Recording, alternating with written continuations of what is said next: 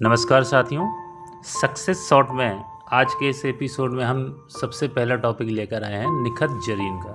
देखिए, इनके जो स्वर्ण पदक की यात्रा है इसके बारे में एक संक्षिप्त में हम चर्चा करेंगे। और जाहिर सी बात है, एक बहुत बेहतरीन कैरेक्टर है महिलाओं के आत्मसम्मान के लिए, देश के सम्मान के लिए।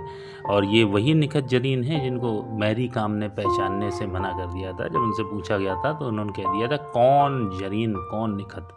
तो आइए साथियों, आज निखत जरीन की सफलता की यात्रा के बारे में हम लोग चर्चा करते हैं। ये निखत जरीन अभी हाल ही में एलोरा कप 2024 में स्वर्ण पदक जीत कर आई हैं और उन्होंने स्वर्ण पदकों की लिस्ट में एक पदक और जीत लिया है। और भारतीय मुक्केबाज के तौर पर यह बड़े गौरवान्वित करने वाला पल रहा। हैदराबाद में जन्मी जरीन मुक्केबाजी में कैरियर बनाने का सपना बहुत बचपन से देख रही थी, लेकिन उनके लिए, उनके परिवेश के लिए, उनके समाज के लिए ये करना बहुत मुश्किल था। कहीं ना कहीं उन्होंने इसके लिए काफ़ी लंबा संघर्ष करा, काफ़ी प्रयास करे। अब इनको बुर्के से लेकर के छोटे कपड़ों तक में समस्याओं का सामना करना पड़ा, विवादों का सामना करना पड़ा, लेकिन खैर आज उनकी मेहनत, उनका जज्बा रंग ला रहा है। परिवार का सपोर्ट जो रहा उसके चलते आज वो बहुत ऊंचे स्थान पर बैठी हैं और देश की लड़कियों, देश को गौरवान्वित कर रही हैं। वैसे इन्होंने लगातार 3 स्वर्ण पदक जो है महिला विश्व बॉक्सिंग चैंपियनशिप में भी जीते थे जब उन्होंने अपनी धाक जमाई थी। बॉक्सर बनने का सपना, बॉक्सर को एक प्रोफेशन के तौर पर लेने का सपना उन्होंने बहुत छोटी उम्र में देख लिया था और लगभग 13 वर्ष की उम्र से उन्होंने ये प्रयास जारी कर दिया था।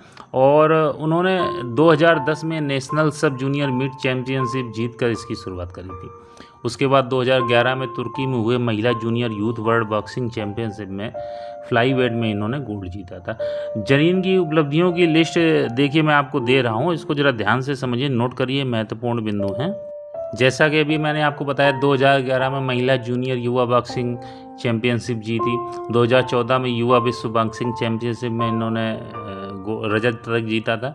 2014 में नेशनल कप अंतर्राष्ट्रीय बॉक्सिंग टूर्नामेंट में विजय हासिल करी। 2015 में सीनियर महिला बॉक्सिंग चैंपियनशिप में विजय हासिल करी। 2019 में थाईलैंड में हुए रजत पदक जीता और स्त्रांजा बॉक्सिंग टूर्नामेंट में इन्होंने स्वर्ण पदक जीता, थाईलैंड ओपन में भी जीता था। 2022 में इन्होंने स्त्रांजा बॉक्सिंग टूर्नामेंट में विश्व बॉक्सिंग चैंपियनशिप में स्वर्ण पदक जीता। 2022 में राष्ट्रमंडल खेलों में स्वर्ण पदक जीता। 2023 में महिला विश्व बॉक्सिंग चैंपियनशिप में इन्होंने स्वर्ण पदक जीता।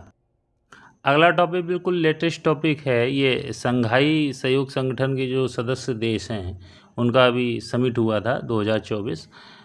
तो ये समिट के आयोजन में बहुत ही महत्वपूर्ण बिंदु है। हालांकि अपने माननीय प्रधानमंत्री नरेंद्र मोदी वहाँ उपस्थित नहीं हो सके जहाँ पर एस जयशंकर ने जो है हिस्सेदारी दी, लेकिन उन्होंने पूरी जोर शोर से भारतवर्ष का पक्ष रखा और कहीं पर भी भारत के पक्ष की कमी या भारत की बात की कमी होने नहीं दी। चलिए आइए चलते इस विषय के बारे में, वहाँ क्या क्या चर्चा हुई, भारत ने अपना क्या पक्ष रखा और इस समिट के इतिहास के बारे में जानते हैं।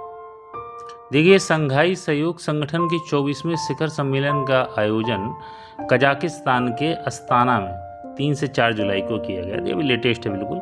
सम्मेलन के दौरान सहयोग संगठन के राष्ट्राध्यक्षों की परिषद की 24वीं बैठक हुई थी और इस बैठक की मेजबानी कजाकिस्तान के राष्ट्रपति कासिम जोमार्ट टोकायेव ने की थी। ये बात बिल्कुल स्पष्ट है और इसमें प्राय अधिकतर देश सम्मिलित हुए थे, सभी को राष्ट्राध्यक्ष सम्मिलित हुए थे। अपने देश से मोदी जी की जगह श्री एस जयशंकर जी ने वहाँ पर अपनी उपस्थिति दर्ज कराई थी। आइए शॉर्ट पॉइंट्स की चर्चा करते हैं। सम्मेलन में कुल 16 वैश्विक नेताओं ने हिस्सा लिया।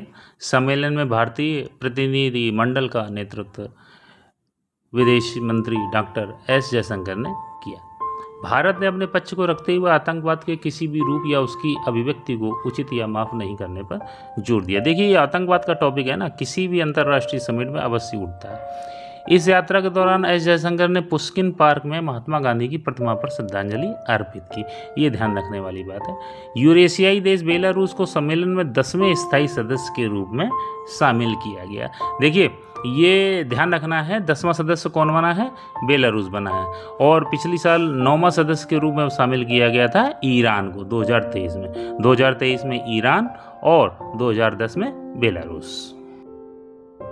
थोड़ी सी चर्चा इस संगठन के इतिहास के बारे में भी कर लेते हैं। इसकी स्थापना 2001 में चीन, रूस, किर्गिज गणराज्य और कजाकिस्तान, तजाकिस्तान और उज्बेकिस्तान के राष्ट्रपतियों ने संघाई में एक शिखर सम्मेलन के दौरान की थी। और जो इसका उद्देश्य है अपने जो सदस्य देश हैं उनकी क्षेत्रीय सुरक्षा और सहयोग को आगे बढ़ाने पर ध्यान केंद्रित करना है।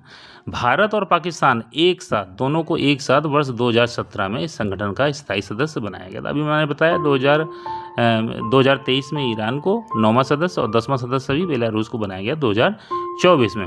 और अगला संघाई शिखर सम्मेलन चीन में प्रस्तावित है, इसको भी नोट कर लें। अगली जो खबर आ रही है वो यूके से आ रही है। केयर स्टारमर ने अपने लेबर पार्टी को आगे कर दिया है। भाई चुनाव जीत गए हैं ये इन्होंने, और 14-15 वर्षों तक जो उनका कार्यकाल था विरोधी पार्टी का 14 वर्षों का, उसके भंग को तोड़ दिया है। ये भी चुनाव कुछ ऐसे ही रहे जैसे कि अभी अपने लोकसभा चुनाव हुए थे भारतवर्ष के। लोकसभा चुनाव में अप्रत्याशित जो है कई परिणाम आए थे, उसी तरीके से केयर स्टारमर ने भी यूके में कुछ ऐसा ही कर दिखाया है।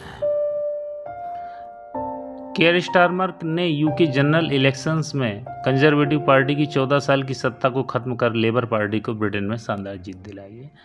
चुनाव के नतीजे आने के तुरंत बाद उन्होंने प्रधानमंत्री का पद संभाल लिया और अपनी टीम में उन्होंने रेचल रिप्स को ब्रिटेन की पहली महिला वित्त मंत्री नियुक्त किया, नोट कर लें इसको, और डेविड लेमी को विदेश सचिव नियुक्त किया।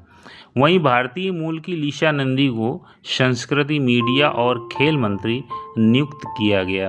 देखिए इधर उधर की बात नहीं कर रहे हैं, जो बहुत सारी बातें हर जगह मिल जाती हैं, इसको आप नोट कर लें। आगे बढ़ते हैं। लेबर पार्टी की जीत पर स्टारमर ने अपना पहला भाषण देते हुए स्पष्ट किया कि मैं आपकी आवाज़ बनूंगा, आपका साथ दूंगा, हर दिन आपके लिए लड़ूंगा। उन्होंने ये भी कहा कि हमारे देश ने बदलाव के लिए, राष्ट्र के नवीनीकरण और सार्वजनिक सेवा में राजनीति की वापसी के लिए निर्णायक रूप से वोटिंग दी। इस तरह का जनादेश एक बड़ी जिम्मेदारी का भी एहसास दिलाता है। उन्होंने कहा कि हम ब्रिटेन के पुनर्निर्माण का कार्य करेंगे। तो साथियों, आज के सक्सेस शॉर्ट्स में इतना ही है, और मैं बहुत ही जल्द आप लोगों के लिए मैथमेटिक्स की एक सीरीज लाऊंगा, और ये सीरीज जो है आपकी क्वेश्चनरी बेस्ड होगी, जो कि प्रतियोगी परीक्षाओं में क्वेश्चंस आ चुके हैं। धन्यवाद साथियों।